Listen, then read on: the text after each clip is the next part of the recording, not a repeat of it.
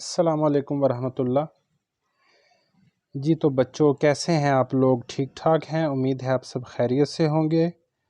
अच्छा बच्चों, 9th class biology के चैप्टर नंबर 6 में कौन कौन से important long and short questions हैं जो पेपर में आ सकते हैं, तो मैं आपको बेटा हाईलाइट करवा देता हूँ।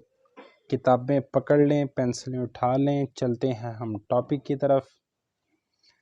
नंबर 1, आपने ये मेटाबॉलिज्म की डिफ़ाइन करनी है यहाँ से लेके यहाँ तक।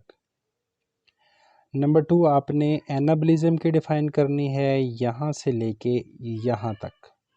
नंबर 3, आपने ये कैटाबॉलिज्म की डिफ़ाइन करनी है यहाँ से लेके यहाँ तक।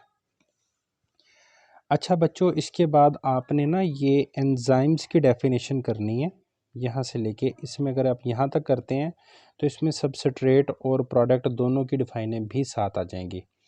अच्छा बच्चों, इसके बाद आपने एक्टिवेशन एनर्जी की डिफ़ाइन याद करनी है, minimum energy required to start a reaction. यहाँ तक अच्छे तरीके से इसको याद कर लेना है। अच्छा बच्चों, इसके बाद अक्सर पेपर में ना शॉर्ट क्वेश्चन ये भी पूछ लिया जाता है, how enzyme lower the activation energy. तो ये लास्ट पैराग्राफ इसका जवाब होगा, आपने अच्छे तरीके से इसको याद कर लेना है। अच्छा बच्चों, इसके बाद वैसे ये जो इंट्रासेलुलर और एक्स्ट्रा सेलुलर एंजाइम है ये भी डिफाइन आप कर लीजिएगा। प्लस आपने ये जो है ना जी कैरेक्टरिस्टिक ऑफ एंजाइम्स, ये सबसे पहले एंजाइम का लफ्ज़ विल्हम कोह ने था, उसने 1878 में इसको यूटिलाइज़ किया था, इस्तेमाल किया था इस लफ्ज़ को। अच्छा, एंजाइम के जो मेजर करैक्टर्स हैं ये आपने कंप्लीट याद करने हैं, यहाँ से लेके आपने ये यहाँ तक याद कर लेने हैं। अगर ये लॉन्ग ना आए तो इसमें मौजूद शॉर्ट क्वेश्चन बड़े इंपॉर्टेंट हैं जो ज़रूर आएंगे। जैसे एक्टिव साइट की डिफ़ाइन है, ये यहाँ से लेके यहाँ तक आपने अच्छे तरीके से याद कर लेनी है। इसके बाद को फैक्टर की डिफ़ाइन है, ये आपने नॉन प्रोटीन मॉलिक्यूल यहाँ से लेके यहाँ तक याद कर लेनी है।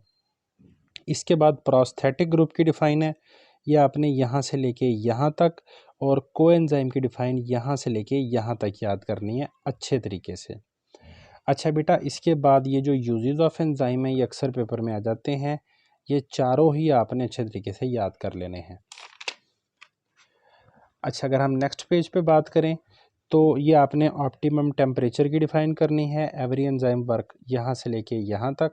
इसके बाद बेटा ये डीनेचुरेशन, ये अक्सर पेपर में आ जाता है, तो आपने यहाँ से इसको स्टार्ट करना है, वैन से लेके ये लास्ट तक आपने अच्छे तरीके से याद करना है।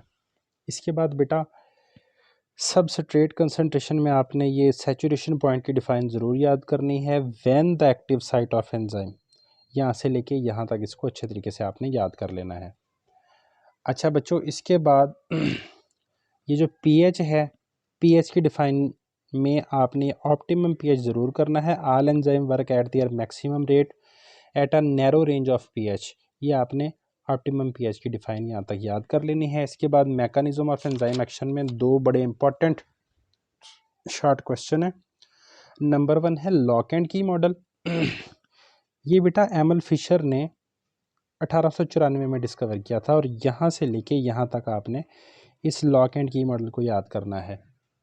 और जो दूसरा है ये इंड्यूस फिट मॉडल है, ये डैनियल कोशलैंड ने पेश किया था और ये 1958 में पेश किया था। ये आपने यहाँ से लेके यहाँ तक अच्छे तरीके से याद कर लेना है। और ये जो टॉपिक है स्पेसिफिसिटी ऑफ एंजाइम, ये आपने एमसीक्यूज़ के लिए तैयार करना है कि कौन सा एंजाइम किस चीज़ की ब्रेकडाउन के लिए इस्तेमाल किया जाएगा। होपफुली आपको इस पूरे चैप्टर में मौजूद शॉर्ट एंड लॉन्ग क्वेश्चंस का पता लग गया है। उम्मीद है इंशाल्लाह आप अगर ये शॉर्ट क्वेश्चन याद कर लेते हैं तो आप अच्छे नंबर ले जाएंगे इस चैप्टर में से।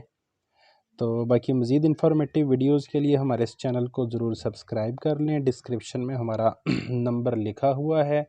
बायोलॉजी से रिलेटेड कोई इशू है तो आप हमसे डिस्कस कर सकते हैं। मिलते हैं नेक्स्ट वीडियोज़ में। अल्लाह हाफिज़।